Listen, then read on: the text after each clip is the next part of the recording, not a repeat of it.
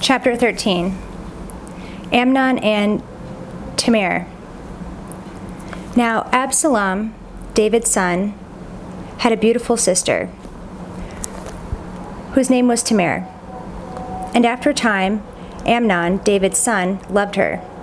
And Amnon was so tormented that he made himself ill because of his sister Tamar, for she was a virgin, and it seemed impossible to Amnon to do anything to her. But Amnon had a friend, whose name was Jonadab, the son of Shimea, David's brother. And Jonadab was a very crafty man.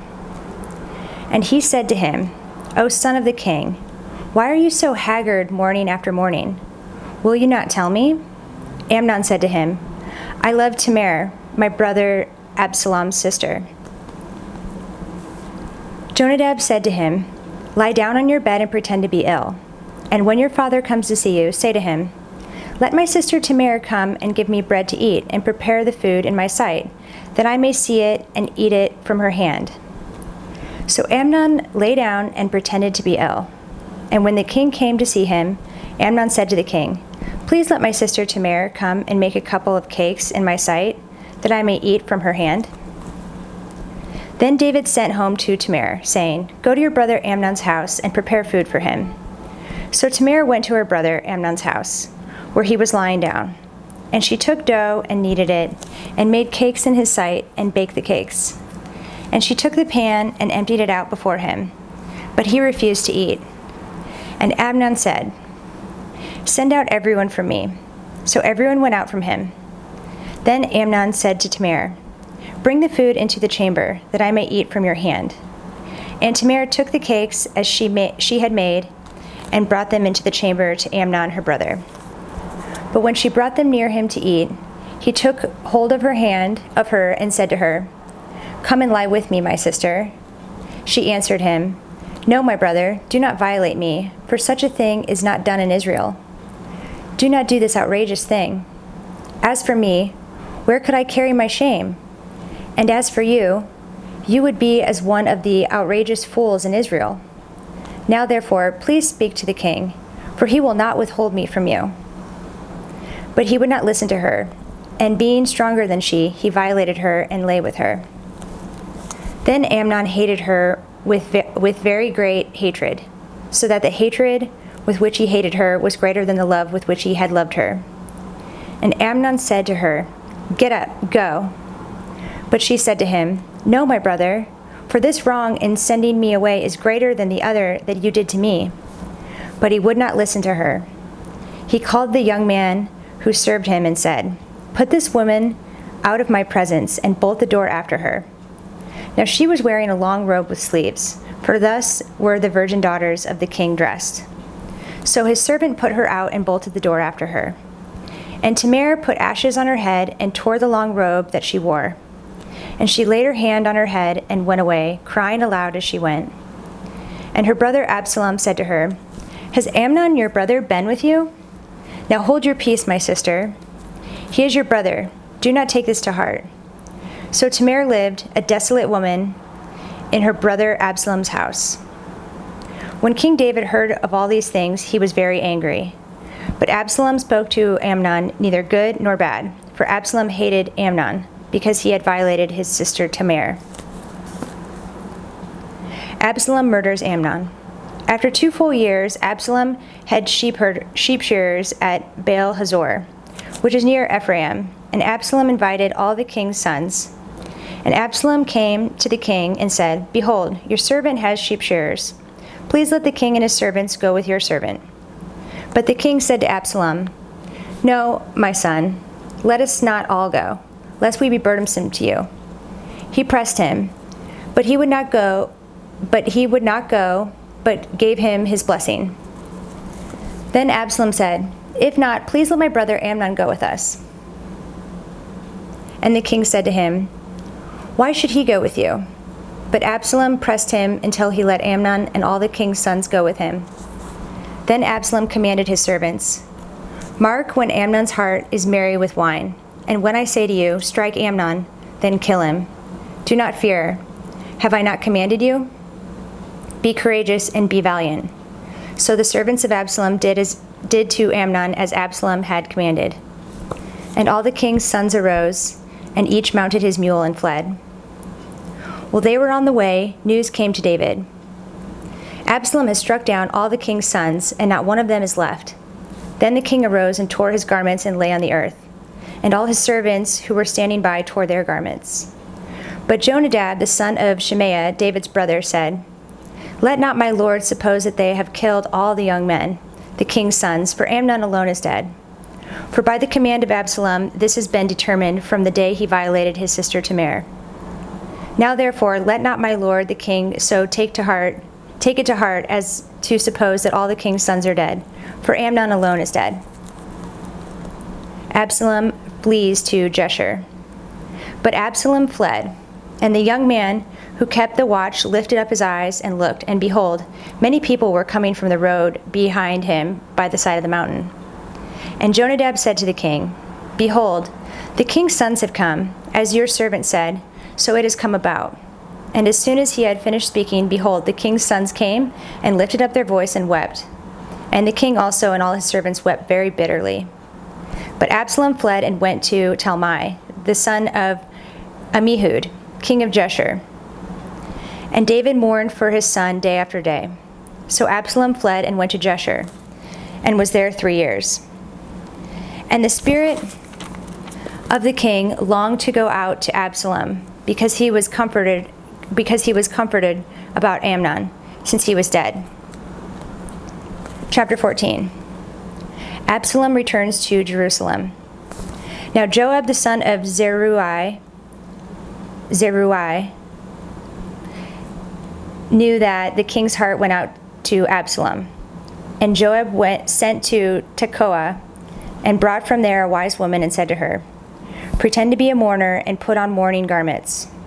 Do not anoint yourself with oil, but behave like a woman who has been mourning many days for the dead. Go to the king and speak thus to him." So Joab put the words in her mouth. When the woman of Tekoa came to the king, she fell on her face to the ground and paid homage and said, "Save me, O king." And the king said to her, "What is your trouble?" She answered, "Alas, I am a widow, my husband is dead, and your servant had 2 sons, and they quarreled with one another in the field. There was no one to separate them, and one struck the other and killed him. And now the whole clan has risen against your servant, and they say, 'Give up the man who struck his brother, that we may put him to death for the life of his brother whom he killed.' And so they would destroy the heir also. Thus they would quench my coal that is left, and leave to my husband neither name nor remnant on the face of the earth." Then the king said to the woman, "Go to your house, I will give orders concerning you."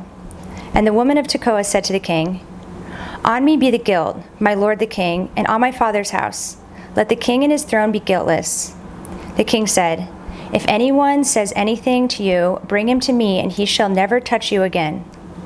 Then she said, "Please let the king invoke the Lord your God, that the avenger of blood kill no more, and my son not be destroyed, and my son be not destroyed." He said, "As the Lord lives, not one hair on your son shall fall to the ground." Then the woman said, "Please let your servant speak a word to my lord the king." He said, "Speak." And the woman said, "Why then have you planned such a thing against the people of God? For in giving this decision the king convicts himself, inasmuch as the king does not bring his banished one home again. We must all die. We are like water spilled on the ground, which cannot be gathered up. But God will not take away life, and he devises means so that the banished one will not remain an outcast. Now I have come to say this to my lord the king, because the people have made me afraid. And your servant thought, I will speak to the king. It may be that the king will perform the request of his servant. For the king will hear and deliver his servant from the hand of the man who would destroy me and my son together from the heritage of God. And your servant thought, the word of my lord the king will set me at rest. For my lord the king is like the angel of God to discern good and evil. The Lord your God be with you." Then the king answered the woman, "Do not hide from me anything I ask you." And the woman said, "Let my lord the king speak." The king said, "Is the hand of Joab with you in all this?" The woman answered and said, "As surely as you live, my lord the king, one cannot turn to the right hand or to the left from anything that my lord the king has said. It was your servant Joab who commanded me. It was he who put all these words in the mouth of your servant. In order to change the course of things, your servant Joab did this. But my lord has wisdom like the wisdom of the angel of God to know all things that are on the earth." Then the king said to Joab, "Behold now, I grant this. Go, bring back the young man Absalom." And Joab fell on his face to the ground and paid homage and blessed the king. And Joab said, "Today your servant knows that I have found favor in your sight, my lord the king, and that the king has granted the request of his servant." So Joab arose and went to Geshur and brought Absalom to Jerusalem. And the king said, "Let him dwell apart in his own house. He is not to come into my presence." So Absalom lived apart in his own house and did not come into the king's presence. Now in all Israel there was no one so much to be praised for his handsome appearance as Absalom. For the sole of his foot to the crown of his head there was no blemish in him. And when he cut the hair of his head, for at the end of every year he used to cut it, when it was heavy on him, he cut it. He weighed the hair of his head, 200 shekels by the king's weight. There was born to Absalom 3 sons, and one daughter whose name was Tamar. She was a beautiful woman. So Absalom lived 2 full years in Jerusalem without coming into the king's presence. Then Absalom sent for Joab to send him to the king, but Joab would not come to him. And he sent a second time, but Joab would not come. Then he said to his servants, "See, Joab's field is next to mine, and he has barley there. Go and set it on fire." So Absalom's servants set the field on fire. Then Joab arose and went to Absalom at his house and said to him, Why have your servants set my field on fire?" Absalom answered Joab, "Behold, I send word to you. Come here, that I may send you to the king and ask, Why have I come from Geshur? It would be better for me to be there still. Now therefore, let me go in the presence of the king, and if there is guilt in me, let him put me to death." Then Joab went to the king and told him, and he summoned Absalom. So he came to the king and bowed himself on his face to the ground before the king, and the king kissed Absalom. Chapter 15. Absalom's conspiracy. After this, Absalom got himself a chariot and horses and 50 men to run before him. And Absalom used to rise early and stand beside the way of the gate. And when any man had a dispute to come before the king for judgment, Absalom would call to him and say, "From what city are you?" And when he said, "Your servant is of such and such a tribe in Israel," Absalom would say to him, "See, your claims are good and right, but there is no man designated by the king to hear you." Then Absalom would say, "Oh, that I were judge in the land. Then every man with a dispute or cause might come to me, and I would give him justice." And whenever a man came near to pay homage to him, he would put out his hand and take hold of him and kiss him. Thus Absalom did to all Israel who came to the king for judgment. So Absalom stole the hearts of the men of Israel. And at the end of 4 years, Absalom said to the king, "Please let me go and pay my vow, which I have vowed to the Lord in Hebron. For your servant vowed a vow while I lived in Geshur in Aram, saying, If the Lord will indeed bring me back to Jerusalem, then I will offer worship to the Lord." The king said to him, "Go in peace." So he arose and went to Hebron. But Absalom sent secret messengers throughout all the tribes of Israel, saying, "As soon as you hear the sound of the trumpet, then say, Absalom is king at Hebron." With Absalom went 200 men from Jerusalem who were invited guests, and they went in their innocence and knew nothing.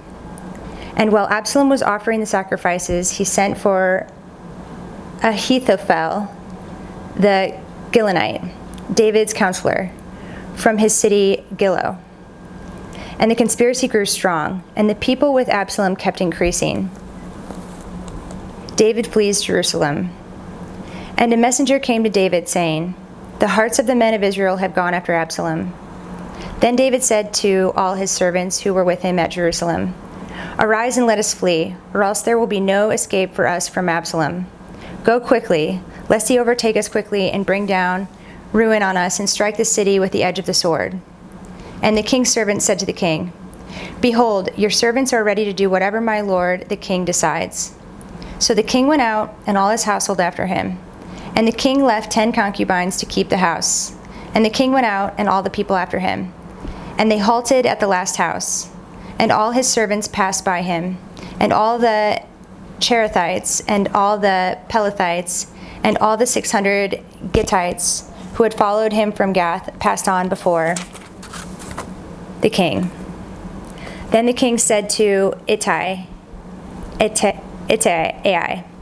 Gittite, "Why do you also go with us?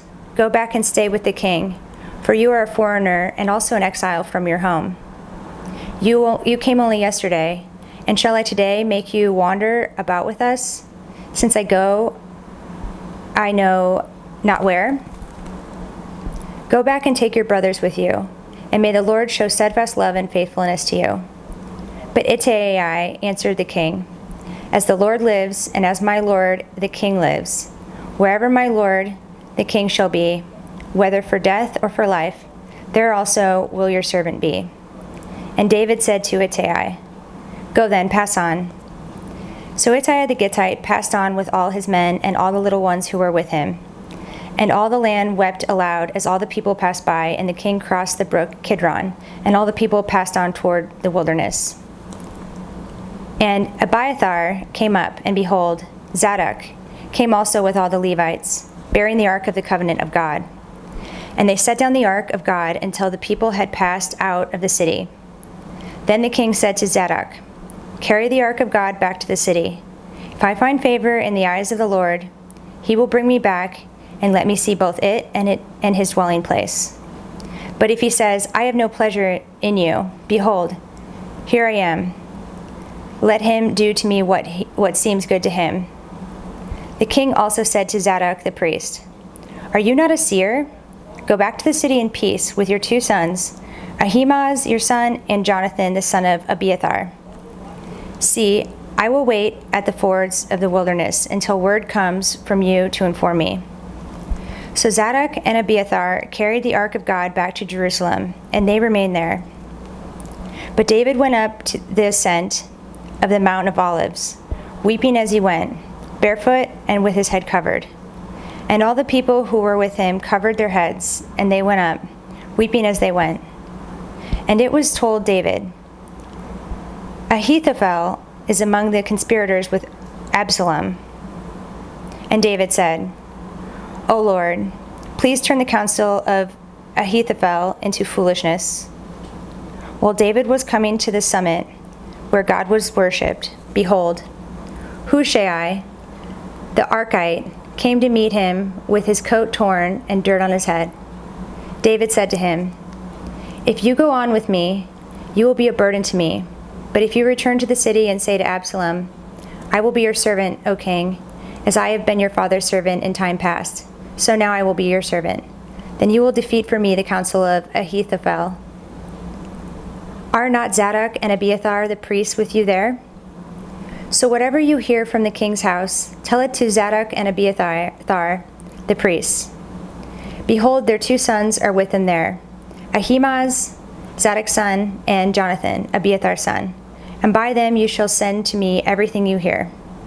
So Hushai, David's friend, came into the city just as Absalom was entering Jerusalem.